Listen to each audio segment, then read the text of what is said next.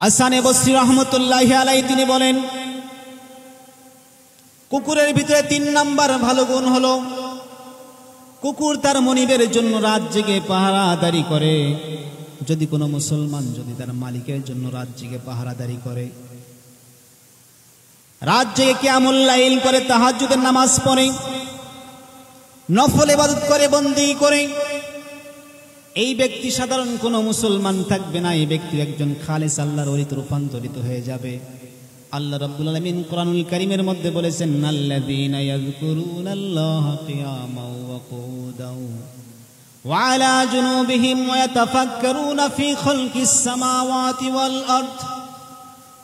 আল্লাহ তাআলা আল্লাহর ওলিদের বৈশিষ্ট্য উল্লেখ করতে গিয়ে বলেন, যারা আল্লাহর ওলি হবেন তারা রাত জেগে ইবাদত বন্দি করে।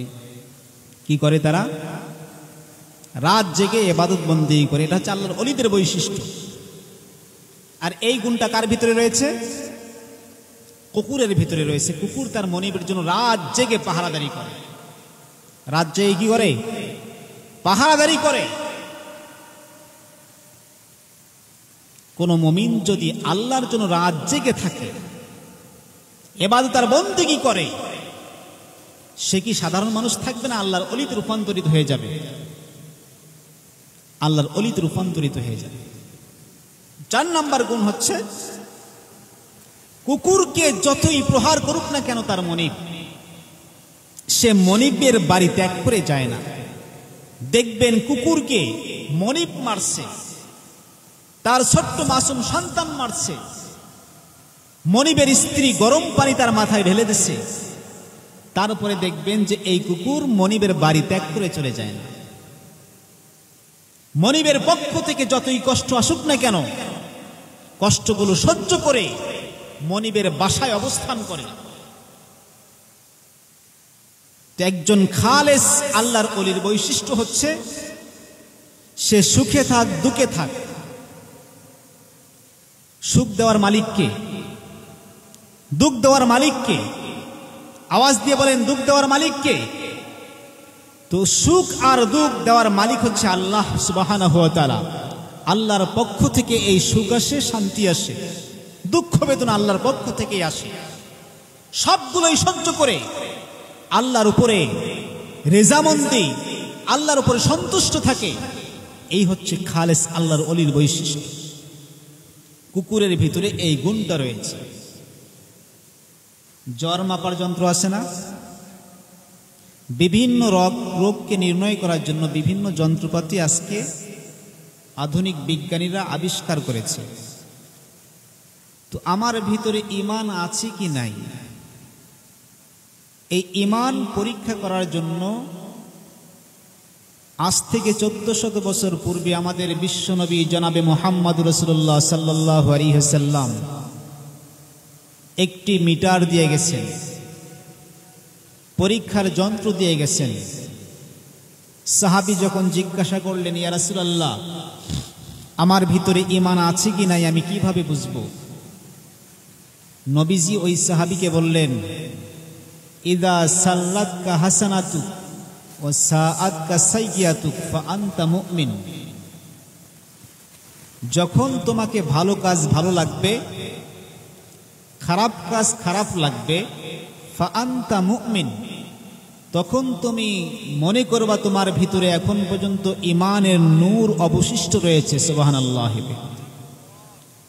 তো আপনাদেরকে যদি এই মাহফিলটি ভালো লেগে থাকে, তাহলে বুঝতে হবে আপনাদের ভিতরে ঈমানের নূর এখন পর্যন্ত বাকি রয়েছে। এটা কি আমার কথা? পয়গম্বরের কথা। পয়গম্বর বলেছেন, যদি ভালো কাজ ভালো লাগে, খারাপ কাজ খারাপ লাগে, ফা আনতা মুমিন, তাহলে তুমি মুমিন। যদি ভালো কাজ ভালো না লাগে, খারাপ কাজ খারাপ না লাগে, তাহলে তুমি পরিপূর্ণ মুমিন হতে পারো নাই। তোমার ভিতরে এখনো ঈমান, তোমার ভিতরে ঈমান শূন্যের কোঠায় চলে গেছে। আজকে সুদ খাইতে ভালো লাগে, জেনা করতে ভালো লাগে, মদ খাইতে ভালো লাগে, জুয়া খেলতে ভালো লাগে, বিভিন্ন অশ্লীল অপকর্ম করতে ভালো লাগে, কিন্তু মাহফিলে এসে কোরআন শুনবো এটা ভালো লাগে না, কোরআন তেলাওয়াত শুনবো এটা ভালো লাগে না, নামাজ পড়বো এটা ভালো লাগে না, পিতামাতার খেদমত করব এটা ভালো লাগে না। তাহলে বুঝতে হবে আমার ভিতরে কি ঈমান আছে?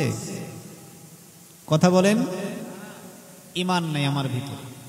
পয়গম্বরের ভাষ্য মতে ওই ব্যক্তির ভিতরে ঈমান নাই যে ব্যক্তির নিকটে ভালো কাজ ভালো লাগে না, খারাপ কাজ খারাপ লাগে না, সে মুমিন হতে পারবে না। এজন্য আমরা শুকরিয়া আদায় করি যে আল্লাহ তাআলা আমাদেরকে এখানে বসিয়ে রেখেছেন, মানে আমাদেরকে কোরআন ভালো লাগে, কোরআনের কথাগুলো ভালো লাগে, কোরআন তেলাওয়াত ভালো লাগে, কোরআনের তাফসীর ভালো লাগে, মানে আমার ভিতরে নূর, ঈমানের নূর এখন পর্যন্ত বাকি রয়েছে। এই জন্য আমরা আরেকবার আল্লাহর দরবারে শুকরিয়াতান কালিমাতুশ শুকুর জবান খুলে পড়ে নেই আলহামদুলিল্লাহ, আরেকবার আওয়াজ দিয়ে পড়ে নেই আলহামদুলিল্লাহ। সম্মানিত উপস্থিতি, রাত অনেক হয়ে গেছে, আমি অল্প সময় আপনাদের খেদমতে অল্প সময় কথা বলবো। আমি আপনাদের সামনে পবিত্র কোরআনুল কারীম থেকে দুইটি আয়াতে কারিমা তেলাওয়াত করেছি এবং বিশ্বনবী হুজুর সাল্লাল্লাহু আলাইহি সাল্লামের পবিত্র জবান মোবারক থেকে নিঃসৃত বাণীর মধ্যে থেকে কয়েকটি বাণীর অংশ পাঠ করেছি। আল্লাহ তাআলা যদি তৌফিক দান করেন, তেলাওয়াতকৃত আয়াতে কারিমা এবং পঠিত হাদিসকে সামনে রেখে অতি অল্প সময়ে আপনাদের খেদমতে কিছু কথা বলার চেষ্টা করব। মা তৌফিকি ইল্লা বিল্লাহ। সকলেই বলেন আমিন। আমরা যারা এখানে উপস্থিত রয়েছি, এমনকি পৃথিবীতে যত মানুষ রয়েছে, সমস্ত মানুষের আত্মাগুলো এক জায়গায় আল্লাহ তাআলা জমা করে রেখে দিয়েছিলেন। যেই জগৎটিকে বলা হয় আলমে আরওয়াহ, জগৎটির নাম কি? আলমে আরওয়াহ, আত্মার জগৎ। আত্মার জগতে আল্লাহ তাআলা আমাদেরকে জমা করে একটি প্রশ্ন করেছিলেন, একটি ওয়াদা নিয়েছিলেন, অঙ্গীকার নিয়েছিলেন। ওয়াদাটা কি? আলাস্তু বিরব্বিকুম, আমি কি তোমাদের রব নই? যখন আল্লাহ তাআলা প্রশ্ন করলেন আমি কি তোমাদের রব নই, আমরা প্রত্যেক মানুষ, চাই মুসলিম হই চাই অমুসলিম হই, খ্রিস্টান হই আর বৌদ্ধ হই, যেই ধর্মের হই না কেন, আমরা প্রত্যেকেই আল্লাহ তাআলাকে রব বলে স্বীকার করে নিয়েছি। তবে সর্বপ্রথম আম্বিয়া আলাইহিস সালাতু ওয়াস সালামগণ আল্লাহকে রব বলে স্বীকার করে নিয়েছে। এরপরে সাহাবা কিরাম, তাবিঈন, তাবে তাবিঈন, এভাবে পর্যায়ক্রমে সমস্ত মানুষেরা আল্লাহ তাআলাকে রব বলে স্বীকার করে নিয়েছে। আমরাও আল্লাহকে রব বলে স্বীকার করে নিয়েছি। কোন জগতে? রুহের জগতে। কোন জগতে? রুহের জগতে আমরা আল্লাহ তাআলাকে রব বলে স্বীকার করে নিয়েছি। যখন আল্লাহ তাআলা আমাদের কাছ থেকে স্বীকারোক্তি নিয়ে নিলেন, আল্লাহ তাআলা আমাদেরকে পরীক্ষা করার জন্য ওই রুহের জগৎ থেকে ধীরে ধীরে আস্তে আস্তে দুনিয়ার জিন্দেগিতে পাঠিয়ে দিলেন। কেন? লিয়াবলুয়াকুম আইয়ুকুম আহসানু আমালা। দুনিয়াতে এসে কে ভালো আমল করতে পারে, মানে কে রবকে চিনতে পারে, রবের উপরে কারা অটল থাকতে পারে, এই পরীক্ষা করার জন্য আল্লাহ তাআলা সেই রুহের জগৎ থেকে আমাদের আত্মাগুলোকে ধীরে ধীরে পর্যায়ক্রমে দুনিয়ার জিন্দেগিতে পাঠিয়ে দিলেন। যারা এই দুনিয়ার জিন্দেগিতে এসে রবকে চিনতে পারবে, মালিককে চিনতে পারবে, খালেককে চিনতে পারবে, সেই হবে সফলকামী, সেই হবে জান্নাতি। আর যে রবকে চিনতে পারবে না, সে হবে নাকাম, সে হবে জাহান্নামী, সে কশ্চিন কালেও জান্নাতে যাইতে পারবে না। রবকে চিনতে হবে, দুনিয়াতে এসে রবকে চিনতে হবে। রবকে যদি আমরা চিনতে না পারি, দুনিয়া আমাদের বরবাদ হয়ে যাবে, আখিরাত আমাদের বরবাদ হয়ে যাবে। আজকে আমাদের সন্তানদেরকে আমরা বিভিন্ন ধরনের শিক্ষা দেই, শিক্ষা দেই কিনা? সব শিক্ষা দেই, সব শিখাই তাদেরকে, সকল জিনিসের সঙ্গে পরিচিত লাভ করে দেই, তবে রবের সঙ্গে আমরা পরিচয় লাভ করিয়ে দেই না। আমাদের সন্তানকে যদি আমরা রবের সঙ্গে পরিচয় না করিয়ে দেই, আমাদের সন্তান কি জান্নাতে যাবে? কথা বলেন, যাবে? আমরা সকলেই সন্তানকে ভালোবাসি, আমরা সকলেই সন্তানকে মহাব্বত করি, ভালোবাসি, কিন্তু আমার সন্তানকে আমি ঘাত ধাক্কা দিয়ে জাহান্নামের মধ্যে ফেলে দিচ্ছি। রবকে পরিচয় করাচ্ছি না মানে তাদেরকে আমি ঘাত ধাক্কা দিয়ে জাহান্নামের গর্তের মধ্যে ফেলে দিচ্ছি। কিসের মহাব্বত সন্তানের সঙ্গে? কি মহাব্বত আমাদের? আমার সন্তান জাহান্নামে যাচ্ছে, আমার বোন জাহান্নামে যাচ্ছে, আমার ভাই জাহান্নামে যাচ্ছে, আমার প্রতিবেশী জাহান্নামে যাচ্ছে, আমার অন্তরে কোনো ব্যথা নাই, আমার অন্তরে কোনো ব্যথা নাই। অথচ একজন মানুষকে বাঁচানোর ফিকির করতে হবে, আমার সন্তানকে বাঁচাইতে হবে, আমার ভাইকে বাঁচাইতে হবে, আমার প্রতিবেশীকে বাঁচাইতে হবে, সকল মানুষকে বাঁচানোর ফিকির করতে হবে। এই জিম্মাদারি আল্লাহ তাআলা প্রত্যেক মানুষদেরকে দিয়ে দিয়েছেন। এই জিম্মাদারি বড় এক জিম্মাদারি। মানুষকে বাঁচানোর ফিকির করা, এটা অনেক বড় একটা জিম্মাদারি। আপনাদের কাছে একটা তথ্য দিয়ে যাই, আপনারা সকলেই জানেন কোরআনুল কারীমের ভিতরে সূরা কয়টা আছে? 114টি। 114 সূরার ভিতরে একটি সূরা রয়েছে যেই সূরার নাম সূরাতুন নামল। নামল মানে পিপিলিকা। নামল মানে কি? নামল মানে কি? আওয়াজ দিয়ে বলেন কি? পিপিলিকা। আল্লাহ তাআলা তার ঐশী গ্রন্থ কোরআনুল কারীমের মধ্যে পিপিলিকা নাম দিয়ে সূরা নাজিল করেছেন, যেই পিপিলিকার অস্তিত্ব আমাদের কাছে নাই। ক্ষুদ্রতম একটা প্রাণী, এই প্রাণীর নাম দিয়ে আল্লাহ তাআলা সূরা নাজিল করেছেন, সূরাতুন নামল। কেন কেন নাজিল করলেন এই সূরাতুন নামল? পিপিলিকা নাম দিয়ে কেন সূরা নাজিল করলেন? এর কারণটা আল্লাহ তাআলা সূরাতুন নামলের ভিতরে উল্লেখ করে দিয়েছেন। একবার সাইয়্যিদুনা সুলাইমান আলাইহিস সালাতু ওয়াস সালাম বিশাল একটা বাহিনী নিয়ে যাচ্ছে এক এলাকা দিয়ে। তার বাহিনীর ভিতরে হাতি, ঘোড়া, জিন, ইনসান, সমস্ত প্রাণীগুলো তার বাহিনীতে ছিল। যখন এই বাহিনী যাচ্ছে, এমন একটা এলাকায় পৌঁছে গেলেন যেই এলাকার ভিতরে অনেক পিপিলিকার বাসা ছিল। যখন ওই এলাকার মধ্যে পৌঁছে গেলেন, গর্তের ভিতর থেকে একটা রানী পিপিলিকা বের হয়ে তার স্বজাতি ভাইদেরকে ডাক দিয়ে বললেন, ইয়া আইয়ুহান নামলু দুখুলু মাসাকিনাকুম লা ইয়াহতিমান্নাকুম সুলাইমান ওয়া জুনুদুহু ওয়া হুম লা ইয়াশউরুন।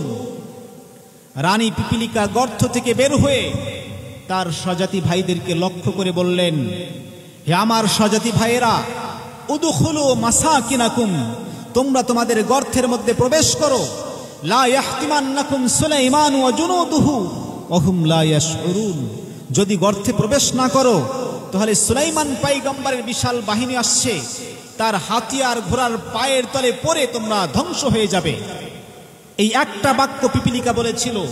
আল্লাহ তাআলা এই পিপিলিকার এই কথাটাকে এত পছন্দ করেছেন, এত পছন্দ করেছেন, আল্লাহ তাআলা পিপিলিকার এই কথাকে কোরআনুল কারীমের ভিতরে আয়াত বানিয়ে সূরায় একটা নাজিল করে দিয়েছেন। সুবহানাল্লাহি ওয়া বিহামদিহি। স্বজাতির ভালোবাসা, পিপিলিকার ভিতরে কি ছিল?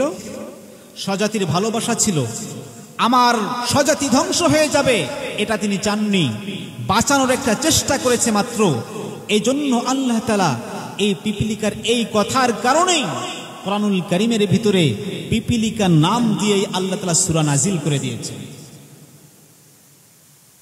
পক্ষান্তরে আসেন, আমাদের সমাজের মধ্যে আরেকটা প্রাণী রয়েছে। এই প্রাণীটিকে আরবিতে বলা হয় কালবুন। কি বলা হয়?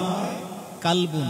বাংলায় বলা হয় কুকুর, আঞ্চলিক ভাষায় আমরা বলি কুত্তা। কি বলি? এই কুকুরের ভিতরে এমন কিছু গুণ রয়েছে, হাসান বসরি রহমতুল্লাহি আলাইহি তিনি তার কিতাবের মধ্যে লিখেছেন, ফিল কলবি আশারু খিসালিন মাহমুদা কাযালিকা ইয়ামবাগু লিকুল্লি মুমিন।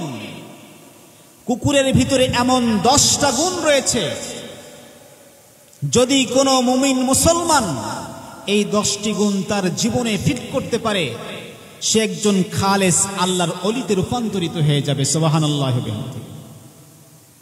কয়টা গুণ আছে কুকুরের ভিতরে? 10টা গুণ রয়েছে। আমি সবগুলো বলবো না, কয়েকটা গুণের কথা বলে আমার মূল আলোচনায় চলে যাব।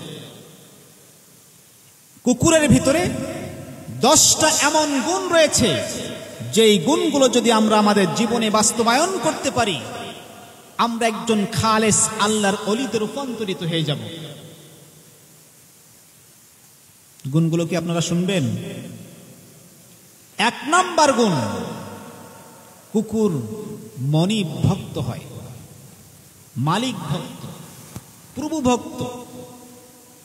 কুকুর তার মনিবকে বড়ই মহব্বত করে, খুবই ভালোবাসে। এমনও কিতাবের ভিতরে ঘটনা আসছে, কুকুর তার মনিবের জীবনকে রক্ষা করার জন্য তার জীবনকে উৎসর্গ করে দিয়েছে। এমন ঘটনা বিভিন্ন পত্রিকায় আসতেছে, বিভিন্ন জায়গায় আসছে।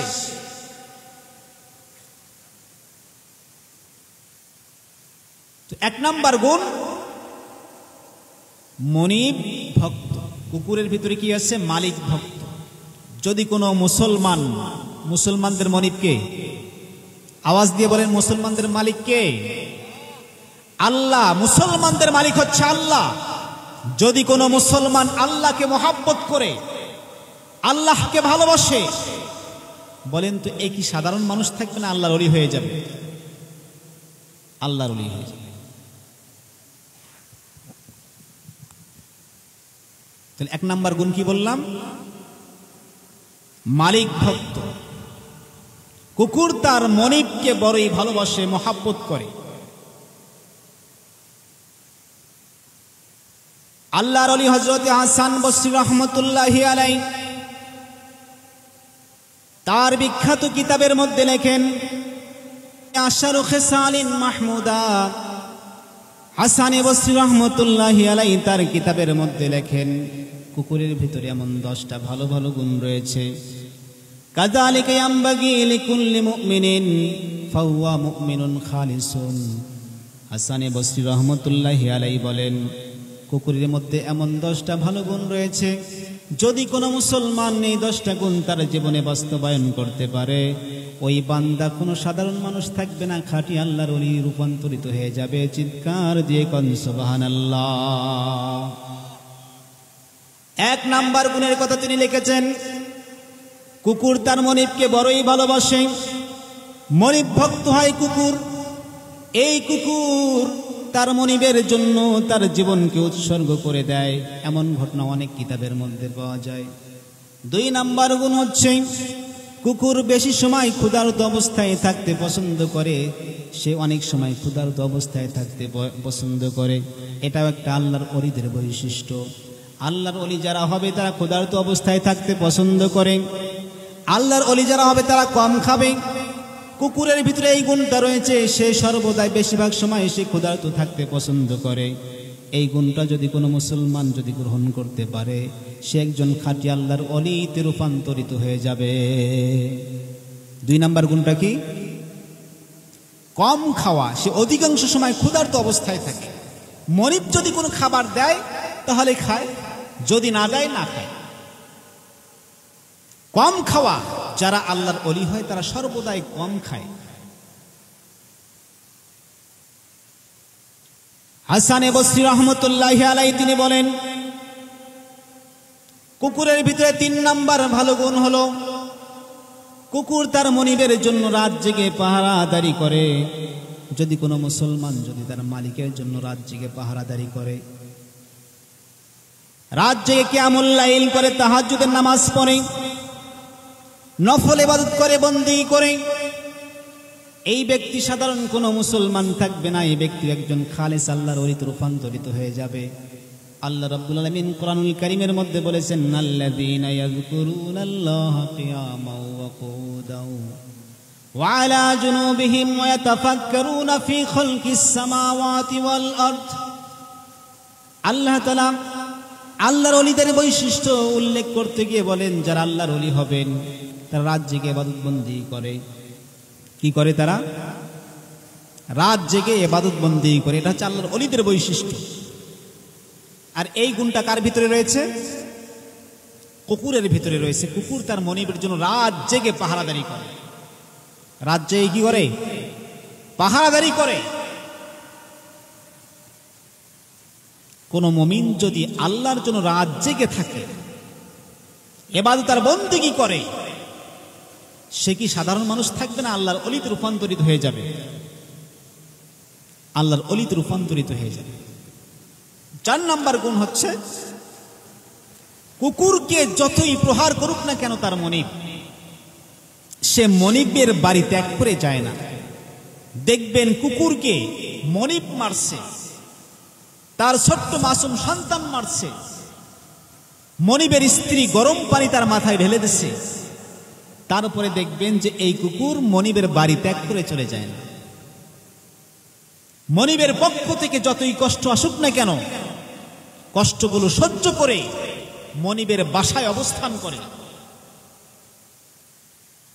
একজন খালেস আল্লাহর ওলির বৈশিষ্ট্য হচ্ছে, সে সুখে থাক দুঃখে থাক, সুখ দেওয়ার মালিককে, দুঃখ দেওয়ার মালিককে, আওয়াজ দিয়ে বলেন দুঃখ দেওয়ার মালিককে। তো সুখ আর দুঃখ দেওয়ার মালিক হচ্ছে আল্লাহ সুবহানাহু ওয়া তাআলা।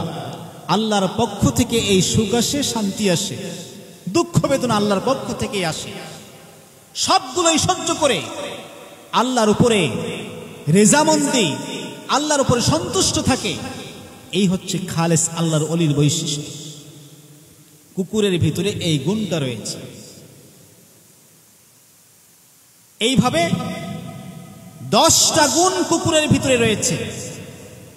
যেই গুণগুলো যদি কোনো মুমিনের ভিতরে থাকে, ওই মুমিন একজন খালেস আল্লাহর ওলিতে রূপান্তরিত হয়ে যাবে। কিন্তু কথা হচ্ছে, হাসানে বসরি রহমতুল্লাহি আলাইহি তিনি তার কিতাবের মধ্যে লিখেছেন যে এত সুন্দর সুন্দর গুণ থাকা সত্ত্বেও আজকে কুকুর সমাজের ভিতরে নিকৃষ্ট প্রাণী। এর মূল কারণ হলো কুকুরের ভিতরে 2টা খারাপ গুণ রয়েছে। কয়টা খারাপ গুণ রয়েছে? 2টা খারাপ গুণ রয়েছে। 1 নম্বর খারাপ গুণ হচ্ছে, কুকুরের ভিতরে নির্লজ্জতা বেশি, বেহেয়াপনা বেশি। 2 নম্বর খারাপ গুণ হচ্ছে, কুকুরের ভিতরে স্বজাতির কোনো ভালোবাসা নাই। এর চাক্ষুষ প্রমাণ আপনারা দেখবেন, এই জায়গায় একটা গরু পড়ে মরে আছে, একটা কুকুর সেই গরুকে খাচ্ছে। এমন সময় যদি অন্য কোনো কুকুর ওই গরু খাওয়ার জন্য আসে, দেখবেন প্রথম কুকুরটি খাওয়া বাদ দিয়ে দ্বিতীয় কুকুরটিকে আক্রমণ করে। দেখছেন কিনা আপনারা? আচ্ছা, আপনাদেরকে প্রশ্ন করি, আগের কুকুর এবং পরের কুকুর এবং আরো 10টা কুকুর মিলে যদি এই গরুকে খাওয়া শুরু করে, তাও শেষ করতে পারবে? তাও শেষ করতে পারবে না। কিন্তু একটা কুকুর খাচ্ছে, আরেকটা কুকুর খাওয়ার জন্য আসতেছে, প্রথম কুকুরটা খাওয়া বাদ দিয়ে দ্বিতীয় কুকুরটাকে আক্রমণ করছে, ধাওয়া করছে। তো বোঝা গেল কুকুরের ভিতরে মোহাব্বতটা বেশি, মোহাব্বত বেশি, ভালোবাসা বেশি। ভালোবাসা নেই, স্বজাতির ভালোবাসা নেই। এই স্বজাতির ভালোবাসা না থাকার কারণে এত সুন্দর সুন্দর ভালো গুণ কুকুরের ভিতরে, ভালো গুণ থাকা সত্ত্বেও এই স্বজাতির ভালোবাসা না থাকার কারণে আজকে কুকুর আমাদের সমাজে নিকৃষ্ট প্রাণী। অনেক ভালো গুণ রয়েছে, তবে স্বজাতির ভালোবাসা কুকুরের মধ্যে নাই, যার কারণে কুকুরকে আজকে আমরা নিকৃষ্ট প্রাণী বলি। আর ওই দিকে দেখেন পিপিলিকার মধ্যে অন্য কোনো ভালো গুণ নাই, একটাই ভালো গুণ, তা হচ্ছে স্বজাতির ভালোবাসা। এই একটা গুণের কারণে আল্লাহ তাআলা তাকে এমন সম্মানে সম্মানিত করেছে, কিয়ামত পর্যন্ত এই পিপিলিকার নাম কোরআনের মধ্যে আল্লাহ তাআলা লিখে দিয়েছেন। স্বজাতির ভালোবাসা পিপিলিকার মধ্যে রয়েছে, কুকুরের মধ্যে নেই। তো আমাদের মধ্যে স্বজাতির ভালোবাসা থাকতে হবে কি হবে না? তো আমাদের স্বজাতি তো ইনসান, মানুষ জাতি। মানুষের ভিতরে সর্বপ্রথম হচ্ছে আমার পরিবারস্থ লোক, এদেরকে ভালোবাসতে হবে। কিভাবে ভালোবাসবো? আজকে আমার সন্তান যে জাহান্নামের আগুনে ঝাঁপ দিচ্ছে, আমি কি তাকে বাঁচানোর কোনো ফিকির করেছি? তো আমি কি তাকে ভালোবাসলাম? না আমি তার দুশমন? আমি তার দুশমন না, আমি তো তার দুশমন। আমার সন্তান নামাজে আসে না, আমার স্ত্রী নামাজে আসে না, আমার ভাই সুদ খায়, ঘুষ খায়, আমার ভাই জিনাখোর, আমার কোনোদিন অন্তরে ব্যথা লাগলো না। আমার সন্তান নামাজে আসে, আমাকে কখনো ব্যথা লাগে না। তো বোঝা যাবে আমার ওই সন্তানের প্রতি কোনো ভালোবাসা নাই। ভালোবাসা থাকলে আমি তাকে জাহান্নামে ঝাঁপ দিতাম না, তাকে রক্ষা করতাম, বাঁচানোর ফিকির করতাম। আজকে আমাদের সন্তানকে আমরা বাঁচানোর যে ফিকির করি না, এর কারণে কিয়ামতের ময়দানে এই সন্তান কিয়ামতের ময়দানে আল্লাহ তাআলার দরবারে আমাদের বিরুদ্ধে নালিশ করবে। আমাদের বিরুদ্ধে নালিশ করে আমাদেরকে সঙ্গে নিয়ে জাহান্নামের মধ্যে যাবে। আজকে আমাদের সন্তানদেরকে আমরা মনিব চিনাই না, রবকে চিনাই না, রবের পরিচয় আমরা লাভ করাই না। রবের পরিচয় লাভ না করলে আমার সন্তান জাহান্নামে যাবে। কবরে যখন রাখা হবে, প্রথম নাম্বার প্রশ্নই করা হবে, মার রব্বুকা, তোমার রবকে চিনো। যখন এই সন্তানকে কবরের মধ্যে রাখা হবে,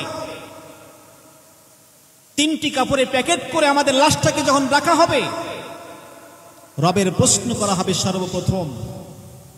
আর এই কবরটা তো এত ভয়ঙ্কর কবর, এত ভয়ঙ্কর জগৎ, এখানে যারা যাবে তারা ছাড়া আর কেউ বুঝবে না এই কবরটা কত ভয়ঙ্কর জগৎ হতে পারে।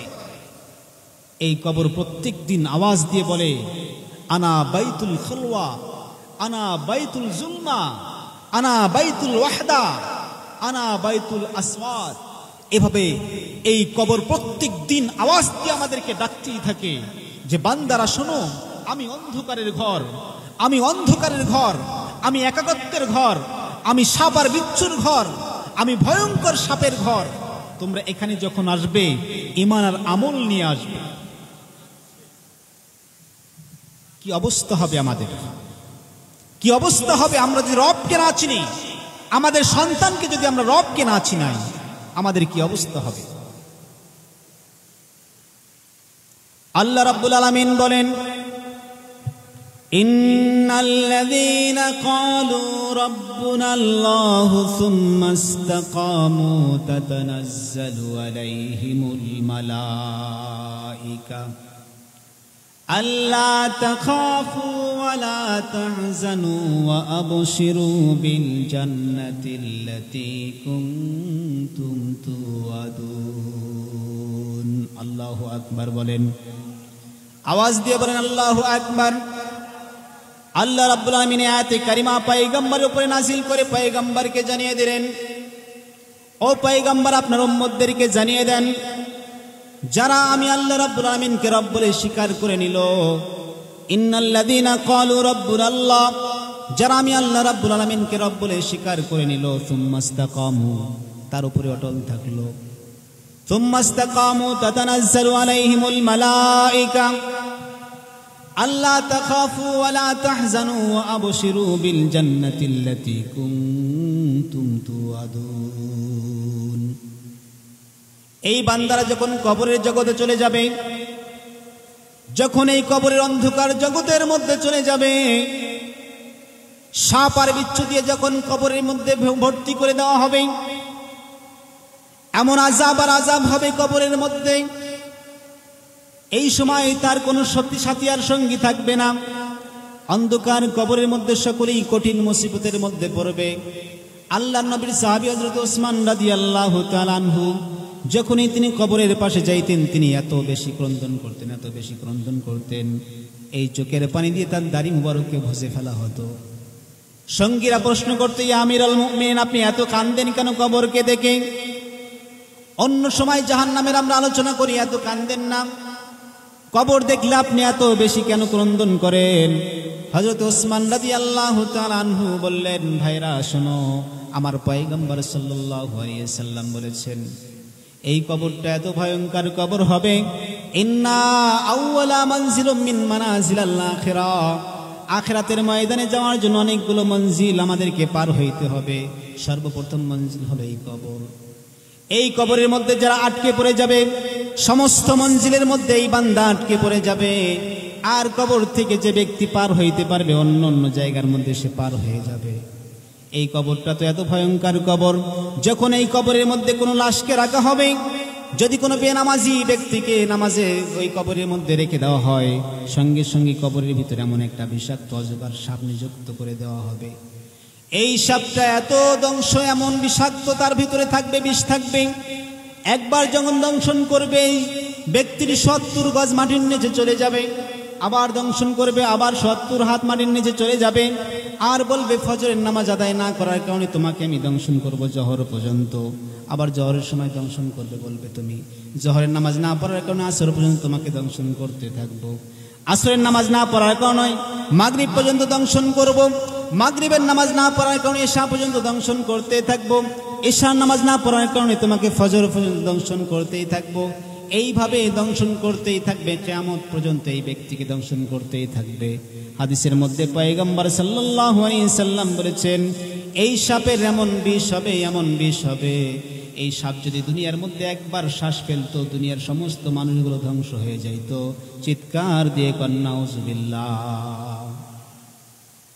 হযরত ওসমান গনি রাদিয়াল্লাহু তাআলা আনহু বললেন, আমার পয়গম্বর সাল্লাল্লাহু আলাইহি সাল্লাম বলেছেন, কিয়ামতের ময়দানে পার হইতে হলে আমাদেরকে কয়েকটা মঞ্জিল পার হইতে হবে। সর্বপ্রথম মঞ্জিল হলো এই কবর। এই কবর যে ব্যক্তি পার হইতে পারবে, অন্য অন্য জায়গায় সে পার হইতে পারবে। আর কবরের মধ্যে যে আটকে যাবে, অন্য অন্য জায়গার ভিতরে সে আটকে পড়ে যাবে।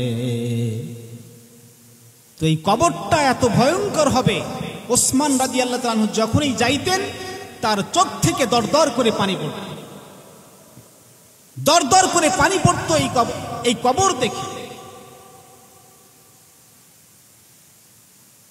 যখন বান্দাকে কবরের মধ্যে নেমে রাখা হবে, আযাব আসতে থাকবে চতুর্দিক থেকে। ডান দিক থেকে আযাব আসবে, বাম দিক থেকে আযাব আসবে, সামন দিক থেকে আযাব আসবে, উপর থেকে আযাব আসবে। এমন সময় চতুর্দিক থেকে যখন আযাব আসা শুরু হয়ে যাবে, এমন সময় কোরআনুল কারীম তার সামনে এসে দাঁড়িয়ে যাবে। কোরআন এসে সমস্ত আযাবগুলোকে হটায়া দেবে। এমনকি কিতাবের মধ্যে লেখছে, যখনই কোনো ব্যক্তিকে কবরের মধ্যে রেখে দেওয়া হবে, আযাব যখন চতুর্দিক থেকে আসতেছিল, এমন সময় একটা পাখি এসে তার কবরের মধ্যে পড়ে যাবে। এই পাখিটা এসে সমস্ত আযাবগুলোকে দূর করে দেবে। এই মুর্দা ব্যক্তি পাখিকে ডাক দিয়ে বলবে, ভাই তুমি কে? তুমি কিভাবে আসলা এখানে? আর আমার আযাবগুলোকে কেন হটায়া দিচ্ছ তুমি? এই পাখির জবান খুলে যাবে। পাখি বলবে, ভাই আমি তোমার হচ্ছে কোরআনুল কারীমের মধ্যে একটা সূরা, আমার নাম হচ্ছে সূরাতুল মুলুক, আমার নাম হচ্ছে সূরা মুলুক। আল্লাহ রাব্বুল আমিন আমাকে এই জন্য এখানে পাঠিয়ে দিয়েছে, তোমার কবরের মধ্যে যত আযাব আসবে, সমস্ত আযাবগুলো আমি আল্লাহর হুকুমে সবগুলো আমি হটায়া দেব। চিৎকার দিয়ে কোন সুবহানাল্লাহ। সূরাতুল মুলুকের শক্তি হবে এমন, যে ব্যক্তি প্রত্যেক দিন সূরা মুলুক তেলাওয়াত করবে, কবর থেকে আল্লাহ তাআলা তার আযাবগুলোকে এই সূরা মুলুক হটায়া দেবে। কোরআনের পাওয়ার আছে কি নাই? কোরআনের পাওয়ার আছে কি নাই? এই কোরআনের সঙ্গে আমাদের সম্পর্ক করতে হবে কিনা? কবরের আযাব থেকে বাঁচতে গেলে কোরআনের সঙ্গে আমাদের সম্পর্ক করতে হবে। এর বিকল্প কোনো আমাদের রাস্তা নাই, বিকল্প কোনো রাস্তা নাই। আল্লাহর পয়গম্বর সাল্লাল্লাহু আলাইহি ওয়াসাল্লাম বলেন, কুন আলিমান আও মুতাআল্লিমান আও মুহিব্বান আও নাসিরান আও কামা ক্বালা আলাইহিস সালাতু ওয়াস সালাম। আল্লাহর পয়গম্বর বিশ্বনবী সাল্লাল্লাহু আলাইহি ওয়াসাল্লাম তিনি বলেছেন, তোমরা প্রত্যেকে আলেম হয়ে যাও। যদি আলেম না হইতে পারো, আও মুতাআল্লিমান, তোমরা আলেমদের ছাত্র হয়ে যাও। যদি আলেমের ছাত্র না হইতে পারো, আও নাসিরান, তোমরা আলেমদেরকে সাহায্যকারী হয়ে যাও। তোমরা যদি সাহায্যকারী না হইতে পারো, 4 নম্বর আরেকটা অপশন আমাদের পয়গম্বর রেখে দিয়েছে, আও মুহিব্বান, তোমরা মুহিব্বান হয়ে যাও, আলেমদেরকে ভালোবাসো, মহাব্বত করো। আল্লাহর পয়গম্বর সাল্লাল্লাহু আলাইহি সাল্লাম বলেছেন, কিয়ামতের ময়দানে যখন সমস্ত মানুষগুলোকে জাহান্নামের মধ্যে নিক্ষেপ করবে, এমন সময় একজন ব্যক্তি এসে বলবে, একজন আলেমের কাছে এসে বলবে, হুজুর, একদিন আপনাকে আমি 1 গ্লাস পানি পান করিয়েছিলাম, একদিন আমি আপনাকে আমি একদিন একটা মিসওয়াক দিয়েছিলাম, আপনাকে আমি একদিন 1 কাপ চা পান করিয়েছিলাম, এর কারণে আজকে আপনি আমার জন্য সুপারিশ করুন, সুপারিশ করে আমাকে আজকে জাহান্নাম থেকে বাঁচিয়ে জান্নাতের মধ্যে নিয়ে যান। এই আলেম যখন আল্লাহর কাছে সুপারিশ করবে, সঙ্গে সঙ্গে আল্লাহ তাআলা আলেমের সুপারিশ গ্রহণ করে ওই ব্যক্তিকে জান্নাত দান করে দেবে। চিৎকার দিয়ে কোন সুবহানাল্লাহ। মুহাব্বতের কারণে, আলেমকে যদি মুহাব্বত করা হয়, এর কারণে আল্লাহ তাআলা কিয়ামতের দিন হাজার হাজার মানুষকে জাহান্নাম থেকে বের করে জান্নাতের মালিক বানিয়ে দেবে। এই জন্য আমাদের পয়গম্বর বলেছেন, তোমরা আলেম হয়ে যাও। যদি আলেম না হইতে পারো, আলেমের ছাত্র হও। যদি ছাত্র না হইতে পারো, আলেমদেরকে সাহায্য করো। যদি সাহায্য করতে না পারো, আলেমদেরকে অন্তর থেকে মহাব্বত করো। যদি মহাব্বত করতে পারো, এর কারণে আল্লাহ তাআলা তোমাদেরকে কিয়ামতের ময়দানে এই মহাব্বতের কারণে জাহান্নাম থেকে বের করে তোমাদেরকে জান্নাতের মালিক বানিয়ে দেবেন। তো আলেমকে মহাব্বত করা মানে কোরআনকে মহাব্বত করা, কোরআনকে মহাব্বত করা মানে আল্লাহকে মহাব্বত করা। এই জন্য আলেমকে মহাব্বত করতে হবে কিনা, কোরআনকে মহাব্বত করতে হবে কিনা, কোরআনের কি দাম আমাদের পয়গম্বর বলেছেন, যদি কোনো ব্যক্তি কোরআন হেফজ করে, মুখস্থ করে, ওই ব্যক্তিকে কাল কিয়ামতের ময়দানে জান্নাতের ভিতরে এত বড় একটা অট্টালিকা দান করবেন, যে অট্টালিকা তালা গনে শেষ করতে পারবে না। সুবহানাল্লাহ। যদি কোনো পিতামাতা তার সন্তানকে কোরআন শিখায়, কিয়ামতের ময়দানে এই পিতামাতার মাথার মধ্যে এমন 2টা নূরের তাজ পরিধান করে দেওয়া হবে, যেই নূরের তাজের আলো এত বেশি হবে যে সূর্য, আমাদের পৃথিবীর যে সূর্য রয়েছে, এই সূর্যের আলো এই তাজের নিকটে একেবারে নিষ্প্রভ হয়ে যাবে। এত আলোকিত হবে এই তাজটি, এই মাথার মুকুটটি। তো পিতা মাতার যদি এত সম্মান হয়, যেই সন্তান কোরআন তেলাওয়াত করে, এই সন্তানের কিরকম দাম হতে পারে, কিরকম দাম হতে পারে সন্তানের। এই জন্য তো আমাদের পয়গম্বর বলেছেন, কোন আলেমান, তোমরা আলেম হয়ে যাও, আও মুতাআল্লিমান, তোমরা ছাত্র হয়ে যাও, আও মুহিব্বান, তোমরা সাহায্যকারী হয়ে যাও, আও মুহিব্বান, তোমরা আলেমদেরকে মহাব্বতকারী হয়ে যাও। 1 নাম্বার আমাদের পয়গম্বর বলেছেন, তোমরা প্রত্যেকেই আলেম হয়ে যাও। 2 নাম্বার বলেছেন, তোমরা আলেমদের ছাত্র হয়ে যাও। 3 নাম্বার বলেছে, তোমরা আলেমদের সাহায্যকারী হয়ে যাও। 4 নাম্বার বলেছে, তোমরা আলেমদেরকে মহাব্বতকারী হয়ে যাও। তো 4টার মধ্যে আমাদেরকে থাকতে হবে কিনা? 4টার মধ্যে আমাদেরকে থাকতে হবে। কোরআনকে ভালোবাসেন, আলেমদেরকে ভালোবাসেন, যারা কোরআনের কথা বলে তাদেরকে ভালোবাসেন, আপনার জীবন আলোকিত হয়ে যাবে, আলোকিত হয়ে যাবে। কোরআন ছাড়া আমাদের বাঁচার কোনো রাস্তা নাই, কোরআন ছাড়া আমাদের বাঁচার কোনো রাস্তা নাই। আপনাদের ছোট্ট একটা কারগুজারি বলি। ভারতের ভিতরে একটা গ্রাম ছিল, মূর্খের গ্রাম। ভারতের ভিতরে কি ছিল? একটা মূর্খের গ্রাম ছিল। এই গ্রামে কোরআন পড়নেওয়ালা কেউ নাই, আলেম নাই, কোরআন হাদিস বুঝবে এমন কেউ সেখানে নাই। এই গ্রামটাকে মূর্খের গ্রাম বলা হতো। ওই গ্রামে একজন ব্যক্তি মারা গেল। যখন একজন ব্যক্তি মারা গেল, এ লোকেরা বড় পেরেশানির মধ্যে পড়ে গেল। কারণ ব্যক্তি যখন মারা গেল, তার জানাজার নামাজ পড়াইতে হবে কিনা? জানাজা ছাড়া কোনো ব্যক্তিকে দাফন দেওয়া যাবে? এখন এই গ্রামের মধ্যে থেকে একজন ব্যক্তি মারা গেল, তার জানাজা দিবে, জানাজার নামাজ পড়াবে এমন কোন ব্যক্তি এই গ্রামের মধ্যে নাই।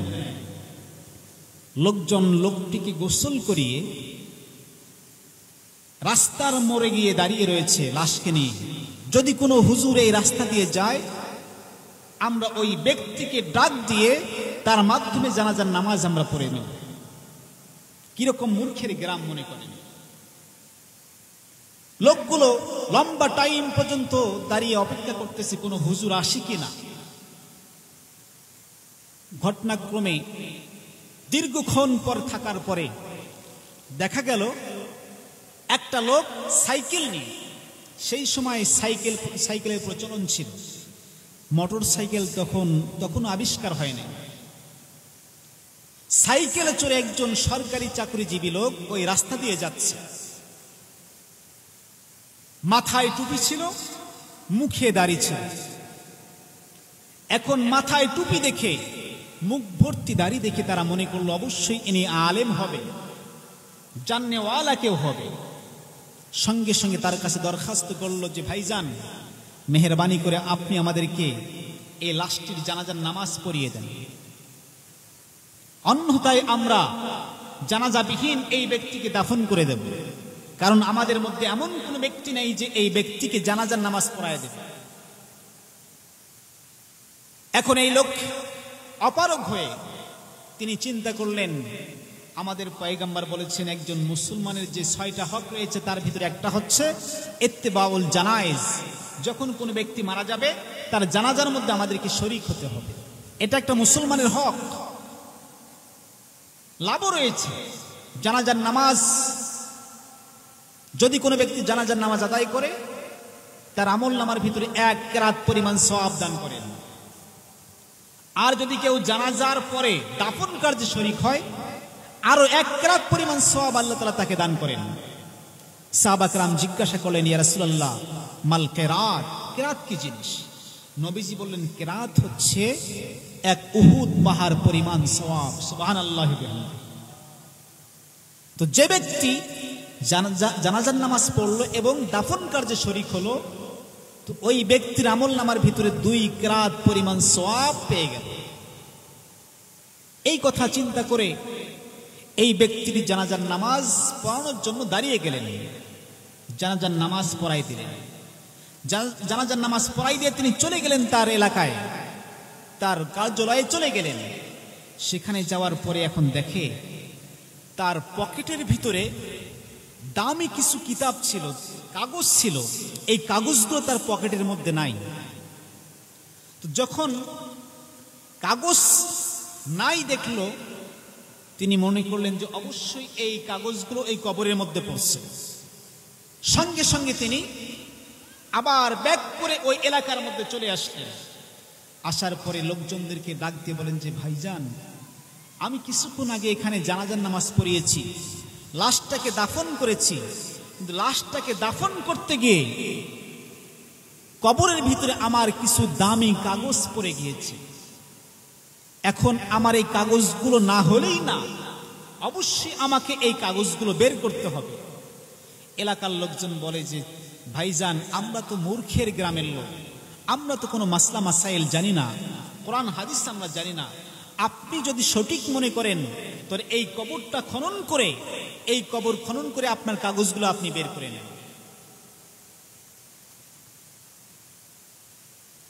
আল্লাহর বান্দা অনেক চিন্তা ফিকির করলেন, কোরআন হাদিস গবেষণা করলেন, কোরআন হাদিস গবেষণা করে তিনি চিন্তা করলেন, যদি কোনো মুসিবতের মধ্যে পড়ে যায়, কোনো হকের সঙ্গে কোনো সম্পর্ক থাকে কবরের মধ্যে, এমন সময় কবরটাকে খনন করা জায়েজ রয়েছে ইসলামী শরীয়ত মতে।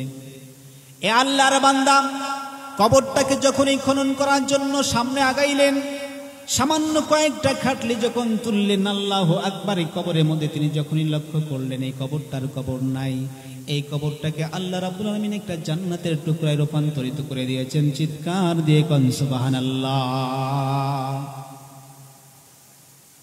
আল্লাহর বান্দা লক্ষ্য করলেন এই কবরটা বিশাল কবরে রূপান্তরিত হয়ে গেছে, নূরে নূরান্বিত হয়ে গেছে এই কবরটা। আর এমন সুঘ্রাণ এই কবরের মধ্য থেকে আসতেছিল, এই আল্লাহর বান্দা বলে, আমি জিন্দেগিতে এমন সুঘ্রাণ কোনোদিন আমার নাকের মধ্যে আসে নাই, এত সুঘ্রাণ আমি এই কবর থেকে পাইলাম।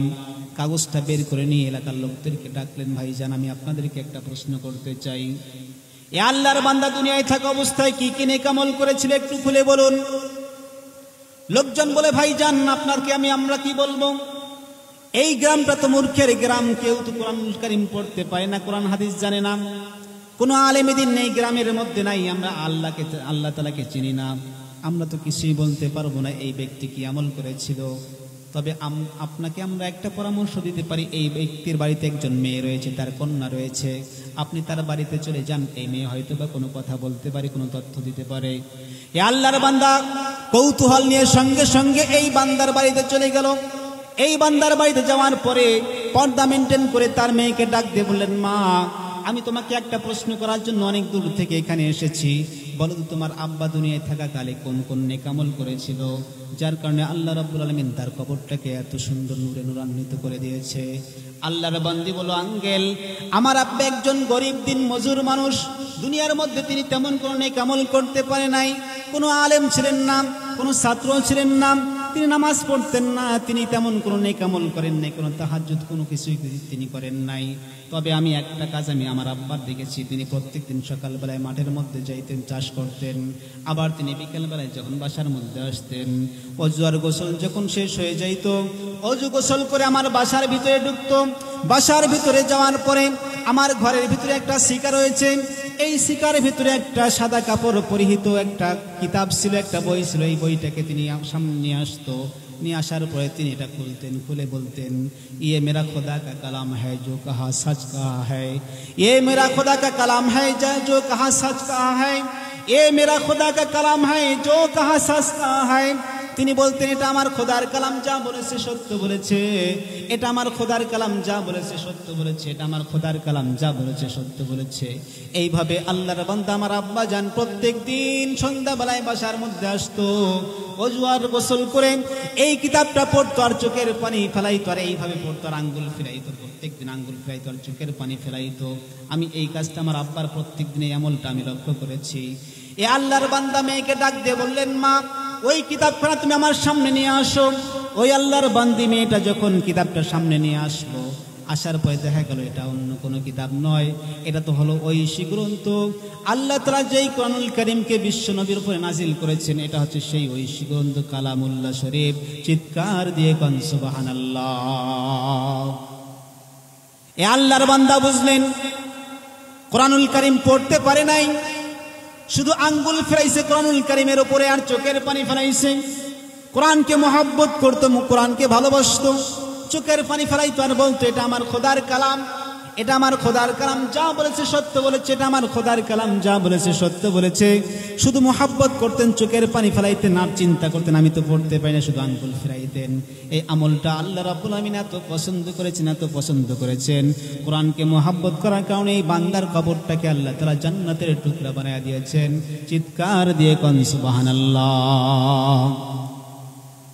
এই জন্য তো আমার পয়গম্বর বলেছেন, কুন আলেমান, তোমরা আলেম হয়ে যাও, আও মুতাআল্লিমান, তোমরা আলেমদের ছাত্র হয়ে যাও। যদি ছাত্র না হইতে পারো, আও নাসরান, তোমরা আলেমদেরকে মহব্বত করো, সাহায্য করো। এরপর তোমরা যদি সাহায্য করতে না পারো, 4 নাম্বার একটা অপশন হয়েছে, আও মুহিব্বান, তোমরা আলেমদেরকে মহব্বত করো, কোরআনকে মহব্বত করো, ছাত্রদেরকে মহব্বত করো, কোরআনের সঙ্গে থাকো, কোরআনওয়ালাদের সঙ্গে থাকো। কোরআনওয়ালাদের সঙ্গে যারাই থাকতে পারবে আল্লাহ রাব্বুল আলামিন কাল কিয়ামতের ময়দানে ওই ব্যক্তিদেরকে জান্নাতের মালিক বানিয়ে দেবেন। চিৎকার দিয়ে কোন সুবহানাল্লাহ। আমরা কোরআনের সঙ্গে থাকতে রাজি আছি কি নাই? একটু হাত তুলে দেখান। আমরা সকলেই কোরআনের সঙ্গে থাকতে রাজি আছি কি নাই? আল্লাহ রাব্বুল আলামিন কোরআনুল কারীমের মধ্যে বলেন, কুল হাল ইয়াস্তাবিল্লাযীনা ইয়ালামুনা ওয়াল্লাযীনা লা ইয়ালামুন ইন্নামা ইয়াতাযাক্কারু উলুল আলবাব। যারা কোরআন ওয়ালা হবে এদের সম্মান আল্লাহ তাআলা এত বাড়ায় দেবেন, এদেরকে বিনা হিসেবে কাল কিয়ামতের ময়দানে আল্লাহ তাআলা জান্নাত দিয়ে দেবেন। এজন্য কোরআনের সঙ্গে সম্পর্ক আমাদেরকে রাখতে হবে। আমরা ইতিপূর্বে যা করেছি আজ থেকে আমরা তওবা করে যদি কোরআনের পথে আমরা আসতে পারি আমাদের জীবনটা পরিবর্তন হয়ে যাবে। রাজি আছি তো ইনশাআল্লাহ? কোরআনের পথে আসতে পারবো তো ইনশাআল্লাহ? আজ থেকে তওবা করতে হবে, এখান থেকে তওবা করতে হবে। এই যে আমরা কিছু মানুষ এখানে রয়েছি, আমরা আমাদেরকে আল্লাহ তাআলা পছন্দ করেছেন বিধায় আল্লাহ তাআলা আমাদেরকে এখানে এনেছেন। তো আমরা যদি আজকে এখান থেকে তওবা করে যাইতে পারি, আর তওবা তো আল্লাহর কাছে বড়ই পছন্দ। যতই আপনি গুনাহ করেন না কেন, একবার যদি খালিস দিলে আল্লাহর কাছে তওবা করতে পারেন, একবার যদি তওবা করতে পারেন খালিস দিলে, আল্লাহ তাআলা আপনার জিন্দেগীর সমস্ত গুনাহগুলো মাফ করে দেবেন, সমস্ত গুনাহগুলো মাফ করে দেবেন যদি তওবা করতে পারেন খালিস দিলে। আল্লাহ রাব্বুল আমিন কোরআনুল কারীমের অন্য একটি আয়াতের মধ্যে বলেন, ইয়া আইয়ুহাল্লাযীনা আমানু তুবু ইলাল্লাহি তাওবাতান নাসুহা। আল্লাহ রাব্বুল আমিন বান্দাদেরকে ডাক দিয়ে বললেন, ও আমার মুহাব্বতের বান্দারা তোমরা শোনো, ইয়া আইয়ুহাল্লাযীনা আমানু তুবু ইলাল্লাহি তাওবাতান নাসুহা। তোমরা যতই গুনাহ করো না কেন, নফসের উপরে জুলুম করো না কেন, তোমরা যদি আমার কাছে একবার ফরিয়াদ করতে পারো, আমার কাছে যদি একবার চোখের পানি ফেলাইতে পারো, আমার কাছে যদি কান্নাকাটি করতে পারো, যদি গভীর রাত্রে উঠে আমার কাছে দু চোখের পানি ফেলে 2 রাকাত নামাজ শুরু করে দিল। আবার যখন বলা হলো ভাই তুমি কেন কান্দো, এ আল্লাহর বান্দা আরো বেশি কান্না শুরু করে দিল। আবার যখন বলা হলো তুমি কেন কান্দো, এই ব্যক্তি ওমরকে ডাক দিয়ে বললেন, ভাই আমি আপনাকে একটা কথা বলতে চাই, আমি এমন একটা অন্যায় কাজ করেছি, এই অন্যায়ের কথা মনে পড়ে আমার কান্না আসতেছে। তবে কি অন্যায় করছি আমি আপনাকে বলতে পারবো না, আপনি যদি মেহেরবানি করে আমাকে বিশ্বনবীর দরবারে নিয়ে যাও, আমি বিশ্বনবীর দরবারে গিয়ে আমার গুনার কথা বলে দেব। হযরত ওমর রাদিয়াল্লাহু তাআলা আনহুর সঙ্গে সঙ্গে যুবককে নিয়ে গেলেন বিশ্বনবীর দরবারে। বিশ্বনবীর দরবারে যখনই নিয়ে যাওয়া হলো, এই যুবক বিশ্বনবীর দরবারে গিয়ে কান্না শুরু করে দিল। আমাদের পয়গম্বর সাল্লাল্লাহু আলাইহি সাল্লাম যুবককে ডাক দিয়ে বলেন, ভাই তুমি কেন কান্দো? যখনই বলা হলো কেন কান্দো, আরো কান্না বেশি করে দিল। আবার পয়গম্বর বলেন, যুবক তুমি কেন কান্দো? আরো বেশি কান্না শুরু করে দিল। আমাদের পয়গম্বর সাল্লাল্লাহু আলাইহি সাল্লাম যুবককে ডাক দিয়ে বললেন, আকাতালতা নাফসান, তুমি কি কাউকে হত্যা করেছো? এই যুবক বলেন, ইয়া রাসূলুল্লাহ, না না আমি কাউকে হত্যা করি নাই, অন্যায়ভাবে কাউকে হত্যা করি নাই। আশরাকতা বিল্লাহ, তুমি কি আল্লাহর সঙ্গে কাউকে শরীক করেছো? এই যুবক বলেন, না ইয়া রাসূলুল্লাহ আমি কাউকে শরীক করি নাই। তো আল্লাহর পয়গম্বর বলেন, তুমি কোন অন্যায় করেছো, কোন গুনাহ করেছো, কেন কাঁদছো তুমি? এই যুবক বলেন, ইয়া রাসূলুল্লাহ আমি পেশায় একজন নাব্বাস ছিলাম, আমি কাপন চুরি করতাম।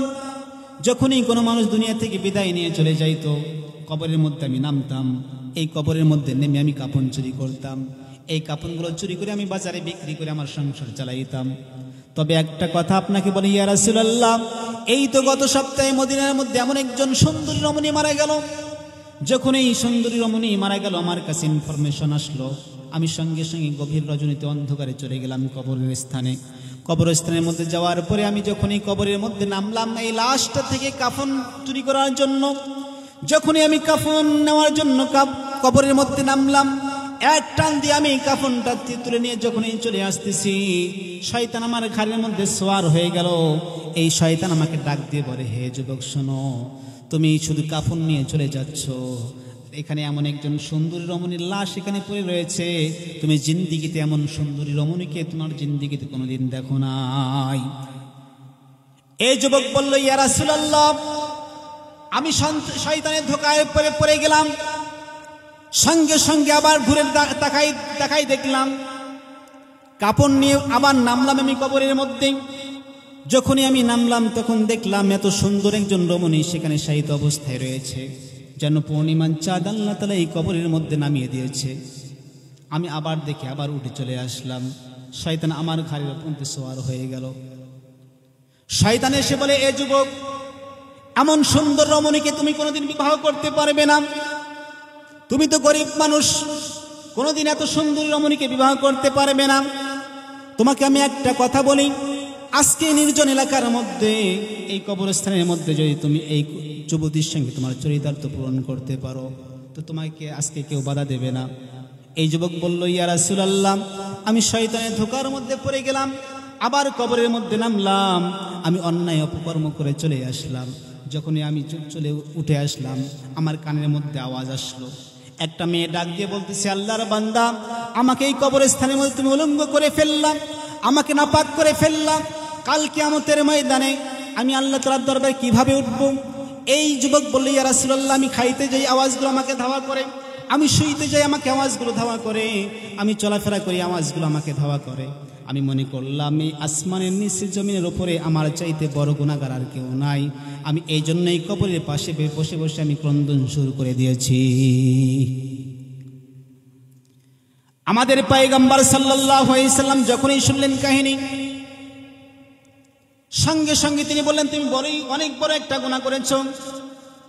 যখনই আমাদের পয়গম্বর এই কথাটা বলল, সঙ্গে সঙ্গে এই সাহাবী দৌড়ে একটা জঙ্গলের মধ্যে চলে গেল। সেখানে গিয়ে এমন কান্নাকাটি শুরু করলো, খানাপিনা ত্যাগ করলো, একমাত্র আল্লাহর কাছে কান্নাকাটি রোনাজারি শুরু করলো।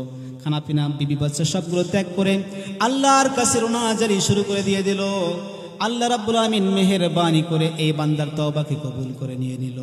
আল্লাহ তাআলা কোরআনুল কারীমের মধ্যে বলেছেন, ইয়া আইয়ুহাল্লাযীনা আমানু তুবু ইলাল্লাহি তাওবাতান নাসুহা। এই আল্লাহর বান্দা যখনই তওবা করল, এই তওবাটা এমন ভাবে গ্রহণ করা হলো, এক মাস পরে হযরতে জিবরিল আলাইহিস সালাতু ওয়াস সালাম আল্লাহ রাসূলের কাছে আগমন করলেন।